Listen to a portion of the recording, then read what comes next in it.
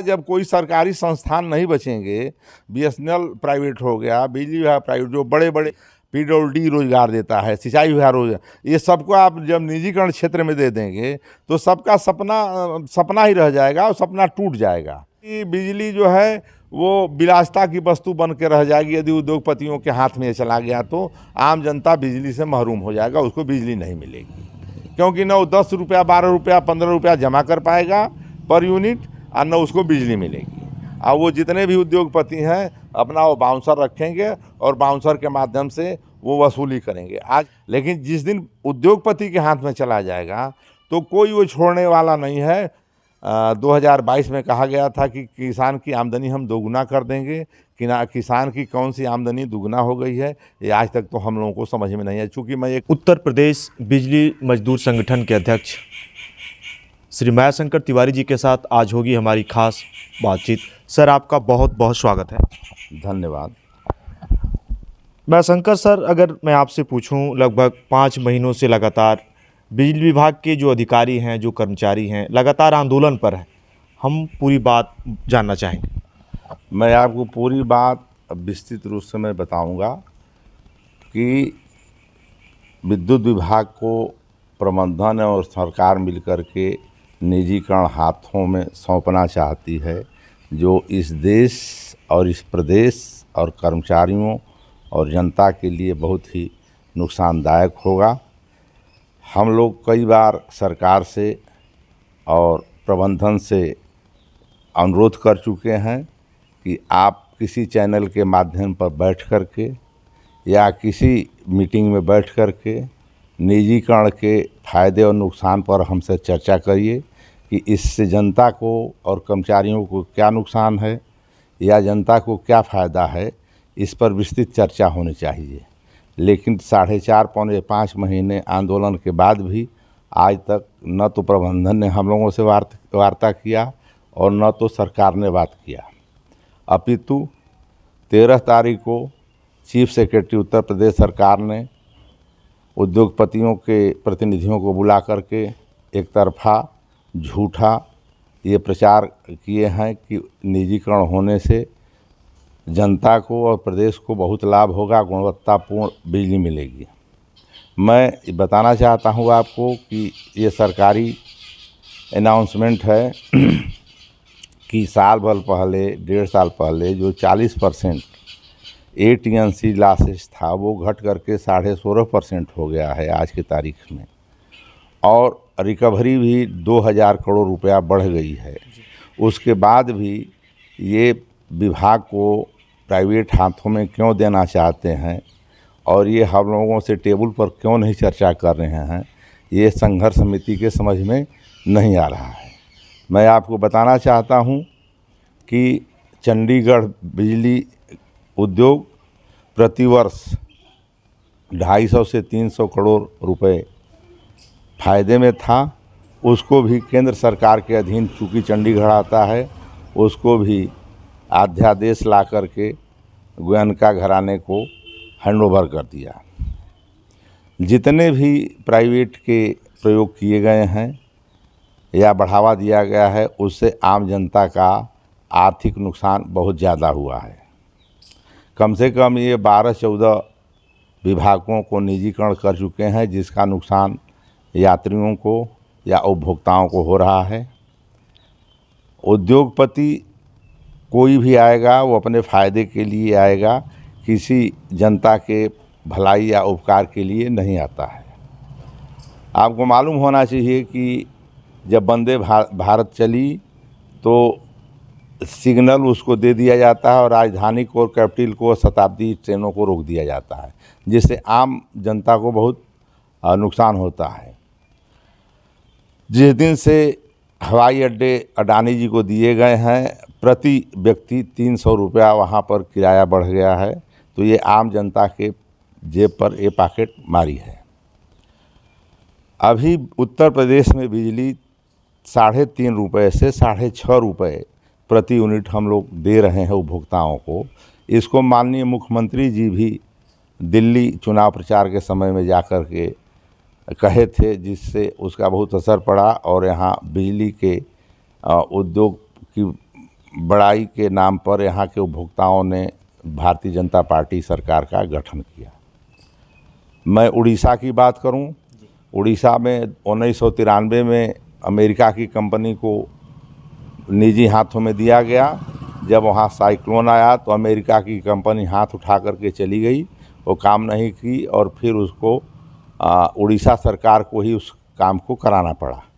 अब फिर अभी 2-3 साल पहले टाटा ग्रुप वहाँ काम कर रहा है, जहाँ की बिजली 14 रुपया प्रति यूनिट है। महाराष्ट्र में बिजली जो है वो 17 रुपये से लेकर 18 रुपये प्रति यूनिट है।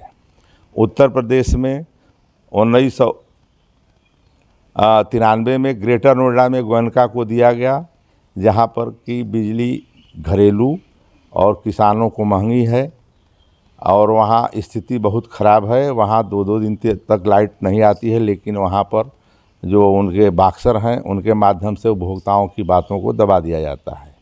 टोरेंट कंपनी आगरा लिया, आगरा में बिजली आज के तारीख में 9 रुपया यूनिट वो बेचते हैं और बिजली विभाग 5 रुपया 56 पैसा यूनिट, 5 रुपया 56 पैसा, 5 रुपया 65 पैसा बिजली खरीद करके और टोरेंट कंपनी को 4 रुपया 36 पैसा प्रति यूनिट के हिसाब से सप्लाई दे रहा है। इस प्रकार सरकार को केवल खरीद और बिक्री के नाम पर प्रतिवर्ष 200 करोड़ का नुकसान हो रहा है। इसमें कर्मचारी कहाँ दोषी हैं? ये तो जो नीति नियामक हैं, नीति बनाने वाले लोग हैं, उन लोगों का दोष है। और जब हम 5 रुपया 65 रुपये में बिजली हम खरीद रहे हैं तो कम से कम 6 रुपये में टोरेंट को देना चाहिए। ये 4 रुपये 36 पैसे में क्यों दे रहे हैं? ये सरकार को बताना चाहिए। ये उनकी जब टोरेंट कंपनी वो टेक ओवर किया था आगरा को, तो आगरा के ऊपर 2200 करोड़ रुपए की बकायदारी थे। उसमें एग्रीमेंट में है कि 2200 करोड़ रुपया वसूल करके वो पावर कॉरपोरेशन को देगा, लेकिन आज तक वो 1 रुपया पावर कॉरपोरेशन को नहीं दिया है। और हमारा विभाग घाटे में नहीं है। पूर्वांचल और दक्षिणांचल में दोनों को मिलाया जाए तो हमारा जो है 1,20,00,000 करोड़ का बिल बकाया है और हमारा पूरा डेफिसिट, पूरा नुकसान, घाटा ये 1,10,000 करोड़ दिखा रहे हैं। तो ये केवल फर्जी स्टेटमेंट बना करके और उत्तर प्रदेश सरकार में जो IAS प्रबंधन चेयरमैन साहब बैठे हैं, एक गलत डाटा दे करके गुमराह कर रहे हैं सरकार को, गुमराह करके और मुख्यमंत्री और विद्युत मंत्री सबको ये कन्फ्यूज किए हुए। नहीं, डॉक्टर आशीष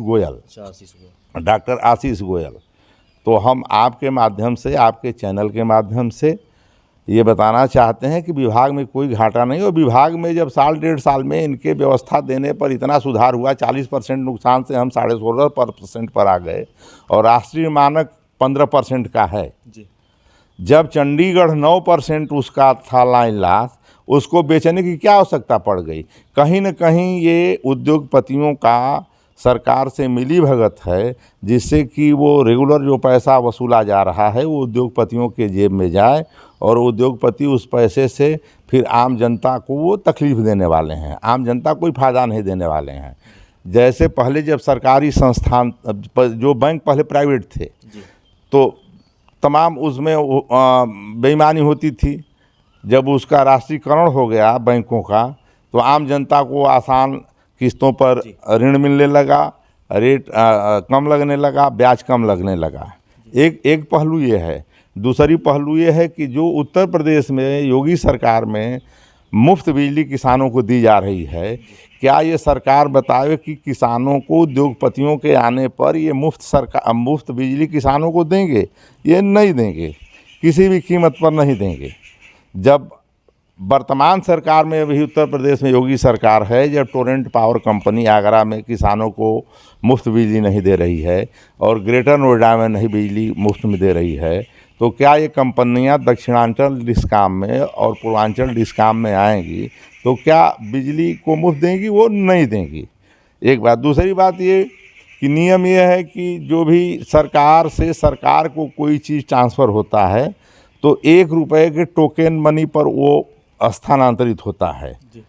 जैसे हम बिजली विभाग है, बिजली विभाग कोई चीज़ PW को दे रहा है, या किसी स्कूल के लिए ज़मीन दे रहा है अपना, तो एक रुपये। लेकिन जब हम प्राइवेट संस्थान को कोई देते हैं तो जो हमारा बिजली विभाग का एक्ट है, नियामक आयोग है, नियम 131 के तहत उसमें नियम है कि पूरे जो भी हमारा एसेट्स है उसका वैल्यूएशन किया जाएगा और उस वैल्यूएशन के आधार पर प्राइवेट सेक्टर को हम ट्रांसफ़र करेंगे। परंतु आज तक इसका वैल्यूएशन नहीं हुआ है और किसी भी तरह से ये प्राइवेट सेक्टर को हैंडओवर कर दिया जाए।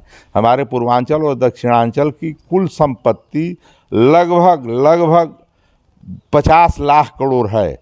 मोटा मोटी आपको एक बता दें, एक 33/11 kV सब स्टेशन का लागत, लाइन 33 kV की लाइन, 11 kV की लाइन और पावर ट्रांसफार्मर का लेकर के वो 10 करोड़ रुपया है। इस तरह से 132 की लाइनें, 33 kV की लाइनें, 11 kV की लाइनें, LT लाइनें, ये कुल मिला के 50 लाख करोड़ की संपत्ति है। इसको ये 1500 करोड़ में और 2000 करोड़ में उसका मिनिमम प्राइस तय किए हैं। तो जब मिनिमम प्राइस तय किए हैं कि 1500 करोड़ में दे देंगे तो कोई 50 लाख करोड़ आपको क्यों देने आएगा, वो नहीं आएगा। इस तरह से जनता के द्वारा जो टैक्स दिया जाता है, उस टैक्स से जो ये संपत्ति बनाई गई है सरकारों द्वारा, उस संपत्ति को किसी निजी हाथों को देना ये जनता के पैसे का खुला लूट है। इसको नहीं होना चाहिए। एक पक्ष ये है। दूसरा पक्ष ये है कि हमारे समाज में बहुत तरह के लोग रहते हैं, गरीब हैं, दलित हैं, पिछड़े हैं। तो एक रिजर्वेशन का भी विधान है कि हमारे यहाँ 27% बैकवर्ड को रिजर्वेशन मिलता है, 20% शेड्यूल कास्ट को मिलता है, 1.5-2% शेड्यूल ट्राइब को मिलता है। प्राइवेट सेक्टर में अभी रिजर्वेशन का कोई नियम कानून नहीं है। तो जैसे ये प्राइवेट सेक्टर को हैंडओवर होगा तैसे वो नियम ख़त्म हो जाएगा और भर्ती में कोई भी रिजर्वेशन लागू नहीं होगा। तो किसी भी दलित को, बैकवर्ड को शायद नौकरी न मिले, ख़त्म हो जाए। जितने लोग शिक्षा ग्रहण कर रहे हैं, बीटेक कर रहे हैं, एमटेक कर रहे हैं, डिप्लोमा कर रहे हैं, ITI कर रहे हैं, तो उनको नौकरी कहाँ, प्राइवेट कहाँ करने जाएंगे, वो ये सोच करके तो कोई नहीं आया था कि हम प्राइवेट करने। जो आज 5 साल पहले बिजली विभाग ज्वाइन किया या 10 साल पहले बिजली विभाग ज्वाइन किया, वो बिजली विभाग के शर्तों पर नौकरी ज्वाइन किया था। लेकिन बिजली विभाग प्राइवेट सेक्टर को बेच देगा तो फिर प्राइवेट नौकर हो जाएंगे, तो प्राइवेट नौकर उनको रखेगा या निकाल देगा। उदाहरण के तौर पर बतावें, अभी चंडीगढ़ में 541 कर्मचारी थे, जिसमें कंपनी ने ये कहा कि भाई जो आज रात के 12 बजे तक जो रिटायरमेंट अपना ले लेगा तो उसको सरकार पैसा देगी, बाकी और किसी की कोई जिम्मेदारी नहीं है। तो 541 में 250 लोगों ने रिटायरमेंट ले लिया, जिसको वहाँ की कंपनी पैसा देगी, चंडीगढ़ की। लेकिन जो 241 लोग बच गए हैं वो रोड पर घूम रहे हैं, उनको कोई पूछने वाला नहीं है, ना एक पैसा देने वाला है। तो कहने का तात्पर्य ये है कि इस निजीकरण से जो ये विलासिता की वस्तु बन के रह जाएगी।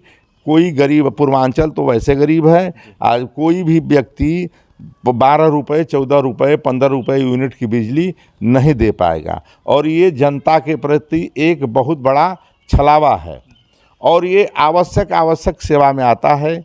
इसीलिए आपका संविधान बना 1950 में लागू हुआ, लेकिन बिजली सबको मिले, इसलिए बाबा साहब अम्बेडकर ने 1948 में ही इलेक्ट्रिसिटी एक्ट बना दिया था कि जैसे ये बड़े घरानों की विलासिता की वस्तु न कर रह करके स्वीपर के घर से लेकर के और राष्ट्रपति के घर तक ये बिजली पहुँचे। इस तरह से हमारा कहना ये है कि ये बिजली विभाग को सार्वजनिक क्षेत्र में रहना चाहिए और चीफ सेक्रेटरी, ऊर्जा प्रबंधन, सरकार के मंत्री से ये संघर्ष समिति अपील करती है, रिक्वेस्ट करती है कि आप सार्वजनिक मंच पर बुला करके और जनता को बतावें कि इससे जनता को क्या लाभ होने वाला है। हम बता रहे हैं कि इससे जनता को ये जो 6 रुपये की बिजली है वो 15 रुपया होने वाली है, दुश्वारियाँ बढ़ेंगी। लेकिन आपके प्राइवेट करने से कौन सी गुणवत्तापूर्ण बिजली आप दे देंगे? बिजली हम 220 वोल्ट या 440 वोल्ट पर देते हैं। इसमें प्राइवेट होते ही जो करीब 50-60 हज़ार आउटसोर्स के कर्मचारी हैं, जो संविदा के कर्मचारी हैं, उनकी तत्काल छटनी हो जाएगी।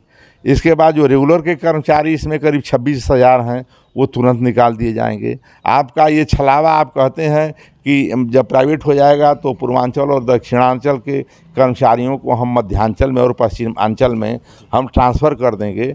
वो वहाँ जगह ही नहीं तो ट्रांसफ़र कहाँ से कर देंगे? कहाँ से 26 हज़ार आदमी को एक छोटे 42 ज़िले का आप निजीकरण कर रहे हैं, तो 32 ज़िले में कहाँ से आप उसको एडजस्ट कर देंगे? इस प्रकार से ये हर तरह से ये कर्मचारियों के खिलाफ है, जनता के खिलाफ है, और केवल उद्योगपतियों का लाभ देने के लिए मेरे समझ से व्यक्तिगत ये काम किया जा रहा है। इस पर तत्काल माननीय मुख्यमंत्री जी से मेरी अपील है, अनुरोध है कि इस पर हस्तक्षेप करके इस पर रोक लगावें। क्योंकि चीफ सेक्रेटरी का कोई भी बयान हम लोग मुख्यमंत्री का बयान मानते हैं, इसलिए वो चीफ सेक्रेटरी से के माध्यम से एक बैठक, हाई लेवल कमेटी बैठक बुला करके, जिसमें संघर्ष समिति के प्रतिनिधि हों, उनके प्रतिनिधि हों, सरकार के प्रतिनिधि हों, और तब इस पर फैसला लिया जाए। तब ये दूध का दूध और पानी का पानी हो जाएगा कि सरकार और प्रबंधन क्यों इसको निजीकरण चाहता है। जब लगातार सुधार हो रहा है, जब कर्मचारियों की कमी से भी सुधार हो रहा है, तो इसको निजीकरण क्यों करने जा रहे हैं? इसको नहीं होना चाहिए। और यदि सरकार निजीकरण पर और प्रबंधन निजीकरण पर उतारू है, तो मैं आपको यही बता दूं कि संघर्ष समिति के लोग भी ये मन बना चुके हैं कि मरता क्या न करता, फिर वो किसी भी तरह का प्रजातांत्रिक आंदोलन करने के लिए प्रतिबद्ध हैं और किसी भी तरह का आंदोलन होगा। इसी परिप्रेक्ष्य में 9 अप्रैल को एक बहुत बड़ा करीब 50,000 कर्मचारियों का हुजूम लखनऊ शक्ति भवन के चारों तरफ गया था, और उसका प्रचार प्रसार हुआ है। और उसके बाद ही ये 2000 में जब हड़ताल हुई थी तो सरकार से समझौता हुआ था कि बिजली कर्मचारियों की कोई सुविधा कमतर नहीं की जाएगी। लेकिन जब से आईएएस प्रबंधन आया है, ये गलत सूचना दे करके और बिजली विभाग के कर्मचारियों को बदनाम करने के लिए, इंजीनियरों को बदनाम करने के लिए नया नया तिकड़म वो लगाते रहते हैं। कभी LMB 10 की सुविधा ख़त्म करने की बात करते हैं, कभी ट्रांसफ़र की बात करते हैं, कभी निलंबन की बात करते हैं। तो इस तरह से लोगों को डराया धमकाया जा रहा है। ये सर्वथा गलत है, ये नहीं होना चाहिए। इस प्रकार से हमारा कहने का तात्पर्य है कि इसको आप लोग प्रेस के लोग हैं, अपने माध्यम से इसको आम जनता तक जन जन पहुँचावें कि निजीकरण होते ही आपकी किसानों की बिजली जो मुफ्त चल रही है वो कम से कम 5,000 रुपया 7,000 रुपया महीने की बिजली हो जाएगी, और जो घरेलू बिजली 3 रुपये से लेकर 6 रुपये प्रति यूनिट है, वो 12 रुपये से 15 रुपये 18 रुपये तक हो जाएगी। अगर सर हम आपसे पूछे, जितनी आपको जानकारी है और विस्तार से आप बता रहे हैं कि आखिर सरकार को ये ज़रूरत क्या पड़ रही कि कारपोरेट जगत के घरानों को लगातार इसका निजीकरण हो रहा है, आखिर क्यों? ये तो इसका जवाब तो मूलतः सरकार को ही देना चाहिए, लेकिन हमको ऐसा प्रतीत हो रहा है, महसूस हो रहा है कि उद्योगपति सरकार से मिले हुए हैं और सरकार तक जो आईएएस प्रबंधन है वो सही सूचना नहीं दे रहा है कि इससे क्या जनता को नुकसान होगा। यदि सही बात मुख्यमंत्री तक पहुंचाई जाए तो तत्काल इस पर मुख्यमंत्री जी रोक लगा देंगे, ऐसा मेरा विश्वास है। जिस तरीके से आप बता रहे हैं, मैं कहूँ एकदम शीशे की तरह साफ, लेकिन जनता में ये चीज़ें जा रही हैं ना कि सरकार जो कह रही है या जो अधिकारी हैं कि यार बिजली विभाग काफ़ी घाटे में चल रहा है। बिजली विभाग घाटे में नहीं है। बिजली विभाग, मैं बताया आपको, बिजली विभाग का इन्होंने घाटे का जो प्रस्ताव दिया है या आंकड़ा दिया है वो 110 लाख करोड़ का दिया है, जबकि हमारा उपभोक्ताओं पर 125 लाख करोड़ बकाया है। यदि उसकी वसूली हो जाएगी तो हम 15,000 करोड़ के प्रॉफिट में रहेंगे, तो हम घाटे में कैसे हुए? तो इनका ये कि क्या विभाग वसूली नहीं कर पा रहा है तो मैं निजीकरण हम कर रहे हैं? न विभाग वसूली नहीं कर पा रहा, ऐसा नहीं है। विभाग के को ये संसाधन देंगे तो उसको हम वसूली कर लेंगे। जैसे इन्होंने एबीसी कंडक्टर दिया, जो खुला तार था उसी की जगह पर केबल इन्होंने दिया, ट्रांसफार्मर इन्होंने दिया, हमने ट्रांसफार्मर स्थापित करके ट्रांसफार्मर का जलना कम कर दिया। अति भारी ट्रांसफार्मर जो थे वो जलने कम हो गए। जो कटिया लगा करके बिजली चोरी लोग कर रहे थे उस पर रोक लग गया। तो वैसे ही यदि हमको ये स्टाफ बढ़ा के दें, जब हमारे पास 1 करोड़ उपभोक्ता थे तो हमारे कर्मचारी 1.5 लाख थे। आज हमारे पास 4.25 लाख उपभोक्ता हैं और मेरे पास कर्मचारी 1 लाख के आसपास हैं। तो ये कैसे उम्मीद कर सकते हैं कि इतने कम कर्मचारी में हम पूरी वसूली कर लेंगे? यदि आवश्यकता के अनुसार यदि वो हमको कर्मचारी उपलब्ध कराते हैं तो 100% वसूली हो जाएगी और ये हम बिल्कुल फ़ायदे में चले जाएंगे। जैसे चंडीगढ़ बिजलीघर फ़ायदे में 200 करोड़ रुपए के प्रतिवर्ष था। जितना मैं कहूँ उत्तर प्रदेश से नहीं पूरे भारत के बिजली विभाग के जो भी रूल हैं आप नज़दीक से देखते हैं, जो बच्चे सपना बुनते हैं कि मुझको सरकारी नौकरी करनी है, इंजीनियरिंग की वो तैयारी करते हैं, पॉलिटेक्निक की तैयारी करते हैं, फिर उन बच्चों का सर भविष्य कहाँ जा रहा है? भविष्य बिल्कुल अंधकार हो जाएगा जब कोई सरकारी संस्थान नहीं बचेंगे। बीएसएनएल प्राइवेट हो गया, बिजली विभाग प्राइवेट, जो बड़े बड़े विभाग हैं जो अधिक से अधिक लोगों को रोजगार देते हैं। PWD रोजगार देता है, सिंचाई विभाग रोजगार, ये सबको आप जब निजीकरण क्षेत्र में दे देंगे तो सबका सपना ही रह जाएगा और सपना टूट जाएगा।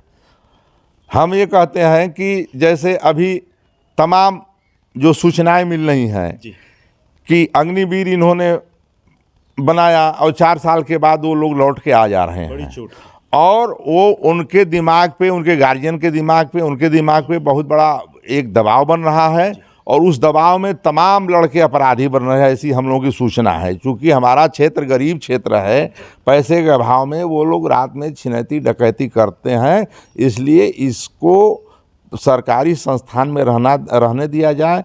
और जो पुराने नियम बनाए गए थे सोच करके, हमारे पूर्वजों ने बनाया था, वो बाबा साहब भीमराव अम्बेडकर और उसके ग्रुप ने जो कानून और संविधान बनाया था, वो बहुत सोच समझ करके, वो देश स्वतंत्र हुआ 1947 15 अगस्त को और कानून लागू हुआ 26 जनवरी 1950 को। तो काफ़ी मंथन के बाद कानून बना है और कानून को तोड़ना और मड़ोड़ना ये न देश हित में है न जनता के हित में है। अगर सर यही स्थिति बनी रही तो आने वाले समय में आप क्या देख रहे हैं? आने वाले समय में मैं देख रहा हूं कि बिजली जो है वो विलासिता की वस्तु बन के रह जाएगी। यदि उद्योगपतियों के हाथ में चला गया तो आम जनता बिजली से महरूम हो जाएगा, उसको बिजली नहीं मिलेगी। क्योंकि न वो 10 रुपया, 12 रुपया, 15 रुपया जमा कर पाएगा पर यूनिट, और न उसको बिजली मिलेगी। और वो जितने भी उद्योगपति हैं अपना वो बाउंसर रखेंगे और बाउंसर के माध्यम से वो वसूली करेंगे। आज क्या है, आज बिजली विभाग का आदमी समाज से भी जुड़ा हुआ है। जेई साहब फील्ड में जाते हैं, SDO साहब फील्ड में जाते हैं, 4 आदमी उनके पर्ची मिल जाते हैं। अच्छा सर आज पैसा नहीं है, हम 2 दिन में जमा कर देंगे, तो वो छोड़ के वो चले जाते हैं, लाइन नहीं काटते हैं। लेकिन जिस दिन उद्योगपति के हाथ में चला जाएगा तो कोई वो छोड़ने वाला नहीं है, वो तत्काल आपका मीटर केबल उतार के लेके चला जाएगा, आपको अंधेरे में रहना पड़ेगा। ये सब नुकसान है। लेकिन सरकारें ये कहती है ना कि किसान का हित हमारे लिए सर्वोपरि है। ये केवल कहने की बात है। 2022 में कहा गया था कि किसान की आमदनी हम दोगुना कर देंगे, कि ना किसान की कौन सी आमदनी दुगुना हो गई है, ये आज तक तो हम लोगों को समझ में नहीं है। चूँकि मैं एक किसान परिवार से हूँ, आप देख रहे हैं कि मेरे दरवाजे पर ट्रैक्टर खड़ा है, गेहूँ है, चारों तरफ मशीनें हैं, लेकिन उसके बाद भी हम लोग घाटे में हैं, कोई फ़ायदे में नहीं है। कौन सा दुगना हुआ किसानों का, हमको तो नहीं समझ में आ रहा है। तो नारों से देश नहीं चलता है, देश चलता है कार्यों से। आप ऐसा धरातल पर कार्य करिए, आप फैक्ट्री लगवाइए, आप उद्योग लगवाइए जिससे लोगों को रोजगार मिल सके। सरकारी उद्योग नहीं लग रहे हैं, उद्योग केवल एक परिवहन को छोड़ दिया जाए, सड़क निर्माण को छोड़ दिया जाए, तो अधिकतर हर क्षेत्र में केवल भाषणबाजी है, बहुत धरातल पर काम दिखलाई नहीं दे रहा है। लेकिन सरकारें कहती हैं कि हमने पहले से हाईटेक तो कर दिया है। हाईटेक से पेट नहीं भरता है। हम ये कहते हैं कि आज 80 करोड़ जनता 5 किलो अनाज पर जिंदा है, इस पर भी सरकार को विचार करना चाहिए कि जिसको आप 5 किलो अनाज पर जिंदा रखे हैं तो आने वाले दिनों में आलसी बनेगा कि कर्मयोगी बनेगा। सरकार की प्रथम ड्यूटी है कि हर व्यक्ति को अपने राज्य के या देश के लोगों को कर्मयोगी बनावे, न कि आलसी बनावे। देहातों में जो 5 किलो अनाज दिया जा रहा है, 10 किलो अनाज दिया जा रहा है 80 करोड़ परिवारों को, उससे कुछ लाभ भी हैं। जो बिल्कुल काम करने लायक नहीं है वो खा पी रहे हैं, लेकिन जो काम करने लायक हैं वो भी नहीं खा पी रहे हैं, बल्कि उस अनाज का दुरुपयोग करके और उसका दूसरे क्षेत्र में दुरुपयोग किया जा रहा है। अब वो कहने की बात नहीं, खुद आप समझ सकते हैं कि निम्न वर्ग के लोग कैसे उस पैसे का दुरुपयोग करते हैं। ये खास मुलाकात हमारे साथ अध्यक्ष उत्तर प्रदेश बिजली मजदूर संगठन के मायाशंकर तिवारी जी के साथ खुली चर्चा हुई। बिजली विभाग पर लगातार आंदोलन हो रहे हैं, इन्होंने उसे बुलंद भी किया है और मैं कहूँ निजीकरण की बात हो, लेकिन जिस तरीके से खुल के सर ने बताया, ज़रूर आप मेरे वीडियो को देखें। सर, आपने इतना समय दिया, आपका बहुत बहुत धन्यवाद। धन्यवाद।